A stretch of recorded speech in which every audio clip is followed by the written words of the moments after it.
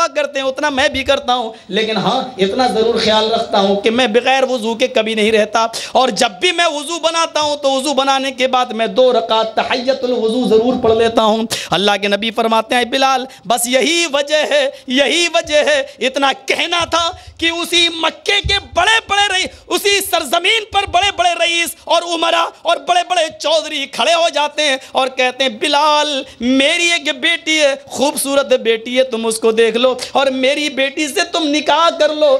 اللہ کے نبی نے تمہارے بارے میں یہ بشارت دی، اگر تمہارے نکاح میں تمہارے عقد میں میری بیٹی چلی گئی تو میری بیٹی بھی وہی ہو جائے گی جو تم ہو، میری بیٹی بھی نیک عمل کرے گی، میری بیٹی بھی جنت میں جانے جیسے اعمال کر کے تمہاری صحبت میں جنتی بن جائے گی۔ ان کے ہاں یہ معیار ہوا کرتا تھا۔ وہی حضرت بلال گھسیٹا جا رہا ہے، لیکن یہی کہہ رہے ہیں کہ اللہ احد۔ سارے واقعات تم نے سن رکھے ہیں، میں بتانا یہ چاہتا ہوں کہ بڑی سے بڑی مصیبتیں بھی پھر ان کے قدموں میں لغزش نہیں آنے دیتی تھیں۔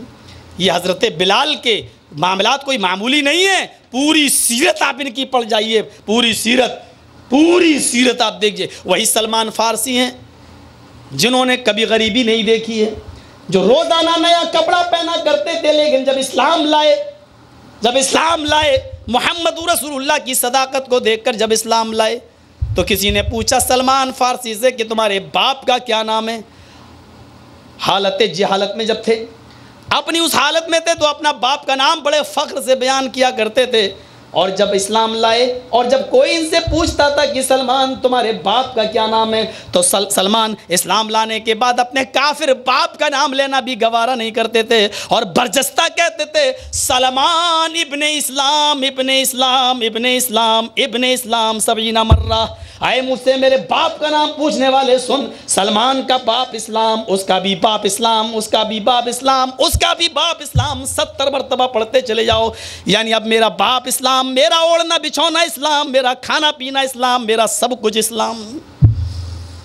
استقامت جب آتی ہے جس کے اندر، ایمان جب پیدا ہوتا ہے تو پھر وہ یہ نہیں دیکھتا ہے کہ اب میں اپنے باپ کا نام لوں تو کیا ہوگا اور کیا نہیں ہوگا۔ اسلام اور ایمان جب کسی کے اندر گھر کر جاتا ہے تو پھر وہ یہ نہیں سوچتا۔ میرے بھائیو اس نے کیا سوچا؟ یہی جواب، سلمان ابن اسلام ابن اسلام ابن اسلام 70 مرہ، پڑھتے چلے جاؤ، کہتے چلے جاؤ 70 مرتبہ۔ یہ اسلام تھا۔ ایک واقعہ پیش کیا گیا ہے اور دلچسپ واقعہ ہے، زنیرہ بھی کہا جاتا ہے اور زنیرہ بھی کہا جاتا ہے۔ میں نے بڑی تحقیق کی کہ زنیرہ ٹھیک ہے یا زنیرہ، تو علامہ احسان الہی ظہیر کی ایک کتاب کے اندر مجھے زنیرہ کا لفظ ملا ہے کہ زنیرہ ٹھیک ہے۔ کہتے ہیں کہ استقامت کا اس کو کہتے ہیں۔ ابو لہب کو پتا چلا کہ یہ اسلام لے آئی، پکڑ کے لایا گیا اس کو اور کہا کہ سنا ہے کہ تو محمد کے رب پر ایمان لائی؟ زنیرہ جواب دیتی ہے جب تک اسلام چھپاتا جب معلوم ہو گیا تو جھوٹ بولنے کی ضرورت کیا ہے، جہاں اسلام لائی۔ کہا تجھے معلوم نہیں کہ میں تجھے کیا سزا دوں گا؟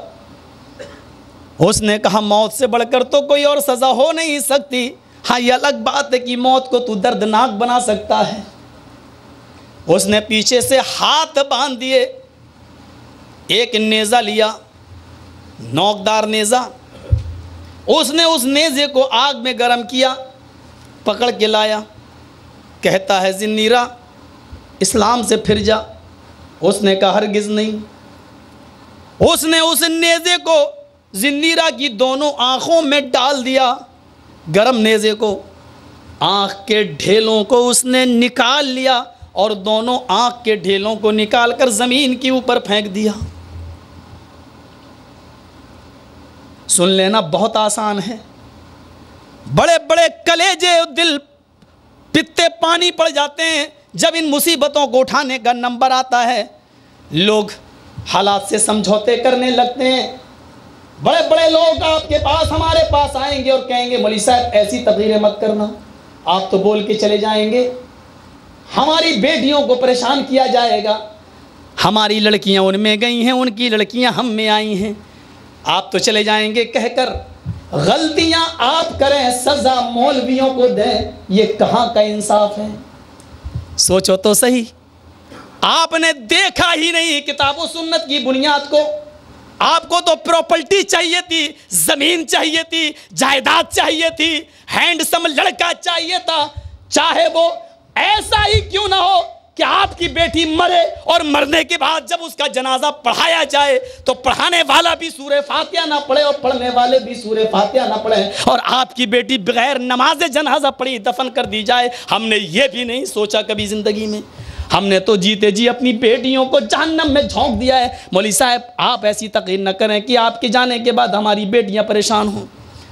میں نے مئو کے حالات دیکھے ہیں، میں نے بنارس کے حالات دیکھے ہیں، میں جانتا ہوں کہ کیا کیا سزائیں دی جاتی ہیں، خاص طور پر جب کتاب و سنت کی باتیں ہوتی ہیں تو ان علاقوں میں لڑکیوں کو کون کون سی سزائیں ملتی ہیں۔ میرے بھائیوں وہ سارے حالات ہم سے زیادہ کون جانے گا، ان حالات کو میں اچھی طریقے سے جانتا ہوں جو میں نے اپنی نظروں سے دیکھے ہیں۔ اس کی آنکھوں کے ڈھیلے نکال لیے گئے، سن لینا بہت آسان ہے، بہت آسان ہے، یہ مصیبتیں سہنا برداشت کرنا بہت مشکل ہے۔ اس کے آنکھیں نکال لی گئیں ڈھیلے، لیکن ہاتھ بندھے ہیں، نظریں آسمان پر اڑتی ہیں، اور ایک ہی جملہ نکلتا ہے، اے الہ العالمین، اس نازک موڑ پر تو میرے دین پر مجھے ثابت قدم رکھنا، اے اللہ میرے دین سے مجھے بہکا نہ دینا۔ ابو لہب کہتا بھی نہیں مانی، کہا نہیں، کہا میں نے تیری آنکھوں کی روشنی کو چھین لیا ہے، پھر بھی تو منع کر رہی ہے کہ نہیں مانتی۔ کہا ابو لہب یہ مت بولنا کہ تو نے آنکھوں کی روشنی چھینی ہے، توحید ہو تو ایسی ہو۔ آئے ابو لہب جھوٹ بولتا ہے، تو آنکھوں کی روشنی تو نے نہیں چھینی۔ جواب تو دیکھیے، ابو لہب کہتا میں نے نہیں چھینی، کہا نہیں۔ کہا کہ تیری آنکھوں میں نیزہ کس نے ڈالا، کہا تو نے۔ آگ کس نے گرم کی، کہا تو نے۔ تیرے آنکھوں سے ڈھیلے کس نے نکالے، کہا تو نے۔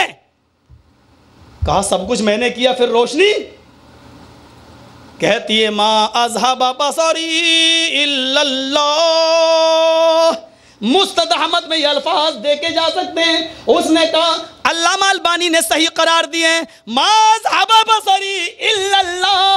ابو جہل نیزہ تو نے گرم کیا، آگ تو نے جلائی، میرے آنکھوں میں نیزہ تو نے ڈالا، ڈھیلے میرے آنکھوں سے تو نے نکالے، یہ سب کچھ تو ٹھیک ہے، لیکن آنکھوں کی روشنی تو نے نہیں چھینی۔ ما اذهب بصری الا اللہ، میرے آنکھوں کی روشنی گئی تو اللہ کے حکم سے گئی۔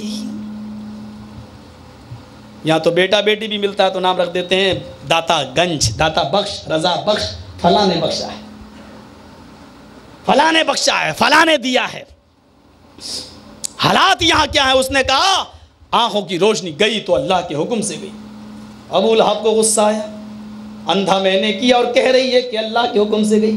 چیخ کر کہتا ہے ابو لہب تیرا رب اگر تیری آنکھوں کی روشنی چھین سکتا ہے تو واپس کیوں نہیں کر سکتا؟ ذرا واپس مانگ کر تو دیکھ۔ اس نے کہا میں اپنے رب کا امتحان نہیں لیتی۔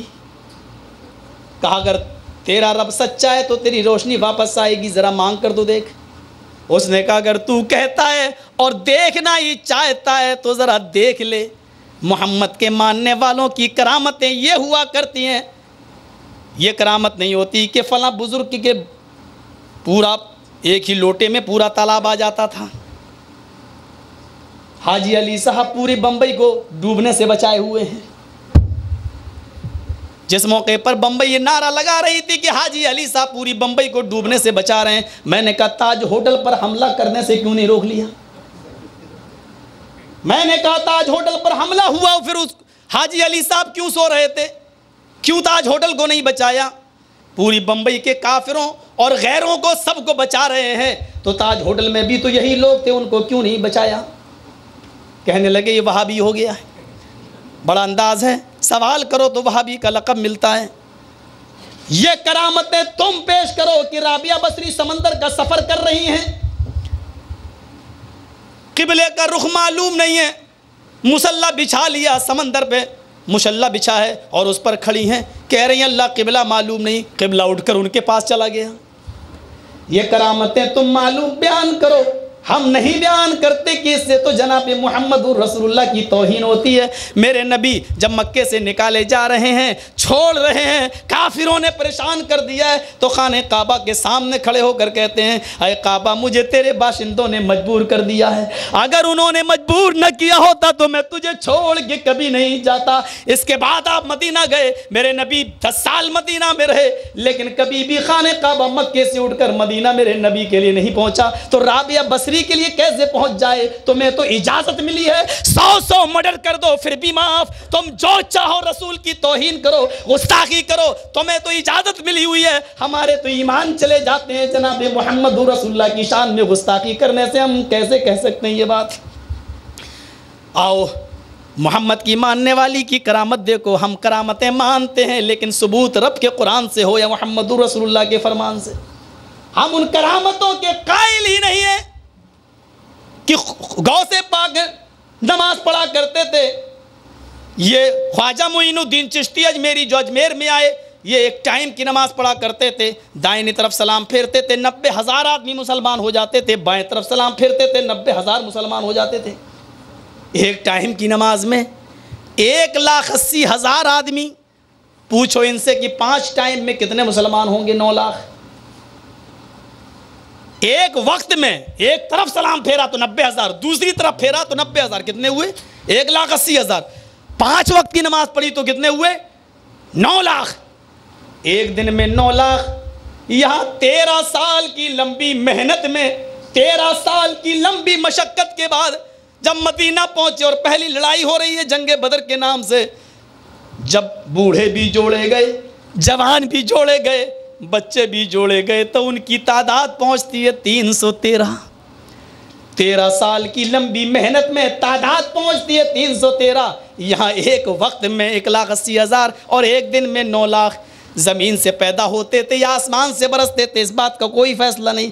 تم کہو ان کرامتوں کو مان لو، یہ تمہیں مبارک ہوں، ہم ایسی کرامتوں کو میرے بھائیوں سوائے بکواس کے اور کوئی دوسرا نام نہیں دیتا ہوں، آپ کی مرضی، ہم ان کرامتوں کو مان لیں تو ہمارے تو ایمان چلے جاتے ہیں۔ محمد رسول اللہ کی شان میں گستاخی ہوتی ہے، اس سے زیادہ تعداد تو ان کافروں کی تھی، 1,000 کا لشکر اور 313 کا یہ لشکر، اور امام کائنات نے قلیل تعداد دیکھی اور ان کی بھری ہوئی تعداد دیکھی، ان نہتوں کو دیکھا اور ان ہتھیاروں سے لیس کو دیکھا تو سجدے میں سر رکھ لیا اور کہا اللہم لا تہلک ھذل اصحاب ان تہلک ھذل اصحاب لن تعبد بعد اليوم۔ اے اللہ اگر آج یہ مٹھی بھر جماعت ہلاک ہو گئی، اگر آج یہ مٹھی بھر بندے اس دنیا سے چلے گئے تو بھی یاد رکھنا اس دنیا میں کوئی بھی اللہ اللہ کہنے والا نہ ہوگا، آج کے بعد تیرا کوئی نام لینے والا نہ ہوگا، تیری عبادت نہ کی جائے گی۔ اس نازک موڑ پر بھی نبی اکرم نے پکارا تھا تو رب ہی کو پکارا تھا، اس نے بھی کہا ما اذهب بصری الا اللہ، میری آنکھوں کی روشنی گئی تو اللہ کے حکم سے گئی، تو نے نہیں چھینی۔ کہا اپنے رب سے مانگ کر دیکھا، تو کہتی ہے تو امتحان بھی، میں اپنے رب کا امتحان نہیں لیتی، تو کہتا ہے تو سن، میرے ہاتھ کھول دے۔ اس نے ہاتھوں کو کھول دیا، زنیرہ بیٹھ جاتی ہے زمین کے اوپر اور اپنے ہاتھوں سے آنکھ کے ڈھیلے تلاش کرتی ہے، ڈھیلے مل جاتے ہیں۔ اس نے ایک ڈھیلا اس آنکھ میں رکھا، ایک ڈھیلا اس آنکھ میں رکھا اور کہتی ہے اللہم اشفی انت الشافی، اے اللہ تو شفا دے، تو ہی شفا دینے والا ہے، اے اللہ ان کے سامنے ان کے لیے کم سے کم میری آنکھوں کی روشنی کو لوٹا دے تاکہ یہ میرے دین کو جھوٹا نہ کہہ سکیں۔ اس نے رب کو پکارا، آنکھوں کو سے ہاتھوں کو ہٹاتی ہے، اس کی روشنائی واپس آ جاتی ہے، کہتی ہے ابو لہب یہ تو کھڑا ہے، یہ تیرے چمچے کھڑے ہیں، یہ تیرا نیزہ پڑا ہے، یہ آگ جل رہی ہے۔ ابو لہب کہنے لگا او لوگو بھاگو یہاں سے، محمد تو جادوگر تھا ہی، محمد نے تو اپنے مریدوں کو بھی جادوگر بنا دیا۔ اس کے باوجود بھی اس کو ایمان کی دولت نصیب نہیں ہوئی ہے، زندیرہ کی آنکھوں کی روشنی چھین لی گئی، لیکن اس کے باوجود وہ یہی کہتی رہی کہ ہمارا رب اللہ ہے۔ یہ ہے استقامت، اس کو کہا جاتا ہے استقامت۔ اور کون نہیں جانتا سمیہ کے ان حالات کو، اسلام کے لیے، اسلام لانے کے بعد اسلام کے راستے میں سب سے پہلے اگر کوئی عورت اللہ کی راہ میں شہید ہوئی ہے تو حضرت سمیہ رضی اللہ تعالیٰ، اور ان حالات میں کہ اس کا بیٹا ایک طرف باندھ دیا گیا ہو، دوسری طرف اس کا شوہر یاسر باندھ دیا گیا ہو، تیسری طرف سمیہ کو کھڑا کر دیا گیا ہو، پیچھے سے ہاتھ باندھ دیے گئے ہوں، جسم سے سارے کپڑے پھاڑ دیے گئے ہوں۔ کہتی ہے عمار آنکھیں کیوں چھپاتے ہو، میں تو تمہاری ماں ہوں۔ یاسر تم آنکھیں کیوں بند کر رہے ہو، میں تو تمہاری بیوی ہوں۔ یہ منظر تم کو دیکھنا ہی پڑے گا، ہو سکتا ہے کہ میرے انتقال کے بعد تمہیں مجھ سے بھی زیادہ سخت سزا دی جائے، کیونکہ میں تو عورت ذات ہوں، شاید عورت کی وجہ سے یہ مجھے ہلکی سزا دے، لیکن تمہیں اس سے بھی بڑی سزا دی جا سکتی ہے۔ اللہ کی قسم تم کو میرے نقش قدم پہ چلنا ہے۔ خطبہ دے رہی ہے، اتنی بڑی واعظہ اور خطیبہ کہاں ملے گی آپ کو؟ ابو جہل نے کہا نہیں مانتی، اس نے کہا بالکل نہیں۔ نیزہ لے کر اس نیزے کو شرمگاہ کے اندر داخل کر دیا۔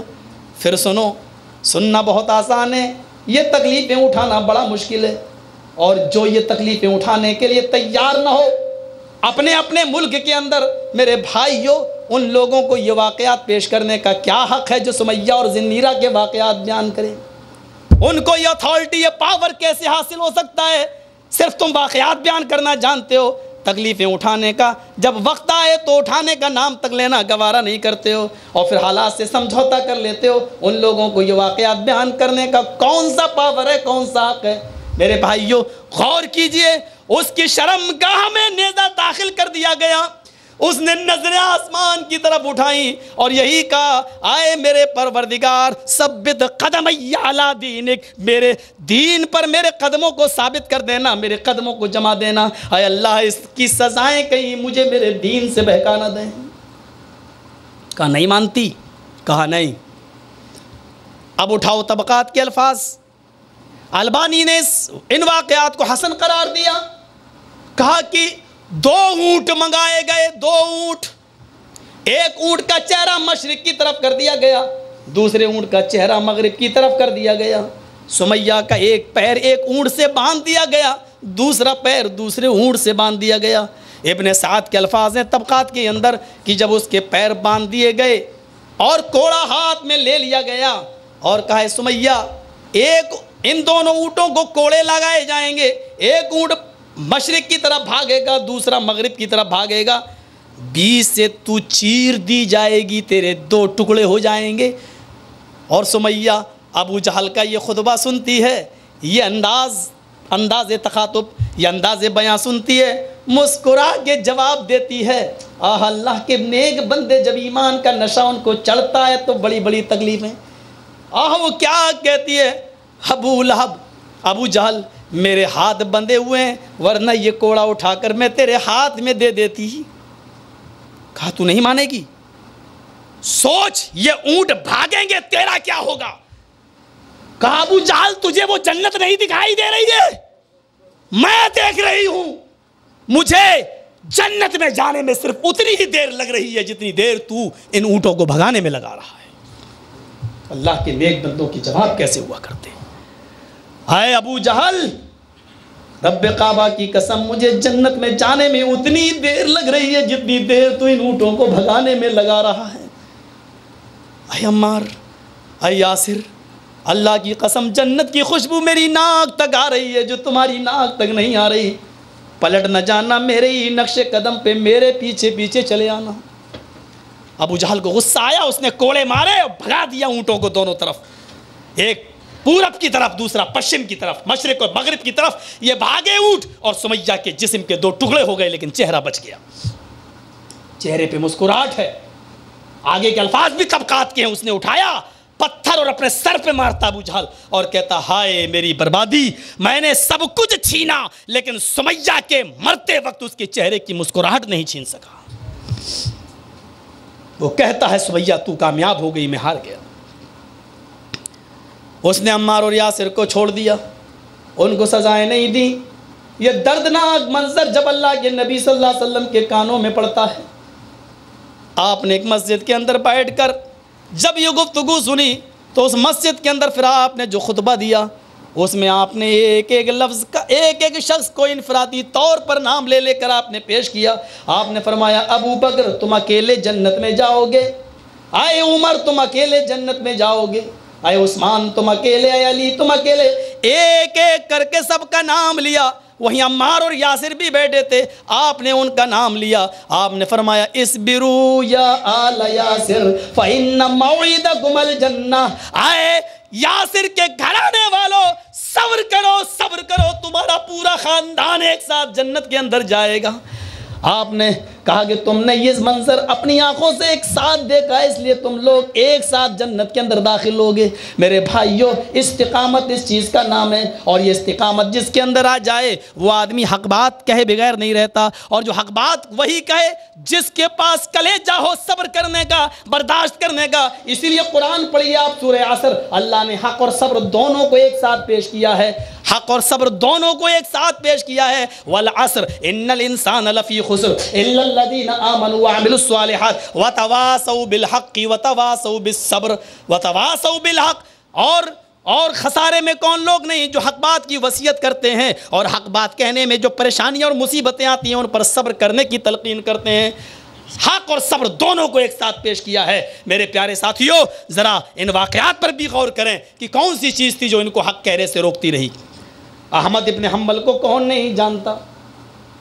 فتنہ اٹھ رہا ہے، قرآن اللہ کی مخلوق ہے یا اللہ کا کلام؟ ساری دنیا اللہ کے مخلوق کو کہنے میں لگی ہوئی ہے کہ قرآن اللہ کی مخلوق ہے، لیکن احمد ابن حنبل فرما رہے ہیں القرآن کلام اللہ، قرآن اللہ کا کلام ہے، اللہ کی مخلوق نہیں۔ اگر اللہ کی مخلوق مان لیں تو کل من علیہا فان، ہر مخلوق کو فنا ہونا ہے۔ اگر ہم اس کو اللہ کی مخلوق مان لیں تو قرآن کو بھی فنا ہونا پڑے گا، لیکن قرآن فنا ہونے والی چیز ہی نہیں ہے، اس لیے اللہ کی مخلوق بھی نہیں ہے۔ بادشاہ وقت کوڑے مار رہا ہے، اتنے کوڑے مارے، 80 کوڑے۔ مولانا ابوالکلام آزاد کا نقوش ابوالکلام آزاد پڑھو، مولانا ابوالکلام آزاد کی تحریر پڑھو، رسول رحمت انہوں نے لکھی ہے۔ احمد ابن حنبل کی سیرت پر بھی جب انہوں نے قلم اٹھایا تو یہاں تک لکھ ڈالا انہوں نے کہ احمد ابن حنبل کو جو کوڑے مارے گئے، لو ضربت الفیل لحربت، اگر وہ 80 کوڑے کسی ہاتھی کو مارے جاتے تو ہاتھی بھی بھاگ جاتا اور کراہتا اور چیختا، یعنی ہاتھی بھی ان کوڑوں کو برداشت نہیں کر سکتا تھا جو کوڑے حضرت احمد ابن حنبل کی پیٹھ پر برسائے گئے۔ ہم امام احمد ابن حنبل کی پیٹھ پر، تصور کرو امام مالک رحمت اللہ علیہ کے اوپر کون سی چیز تھی، کیا تھا؟ بادشاہ کو ایک لڑکی پسند آئی جو کسی غریب کی بیوی تھی، خوبصورت بیوی پر نظر پڑ گئی، اس نے کہا مجھے یہ عورت چاہیے۔ کہا یہ تو دوسرے کی بیوی ہے۔ کہا میں کچھ نہیں جانتا۔ کہا ٹھیک ہے زبردستی طلاق دلوا لو۔ اس دور میں بھی ملا مولوی بکتے تھے، جیسے ہمارے انڈیا کے اندر فتوے پیسہ دو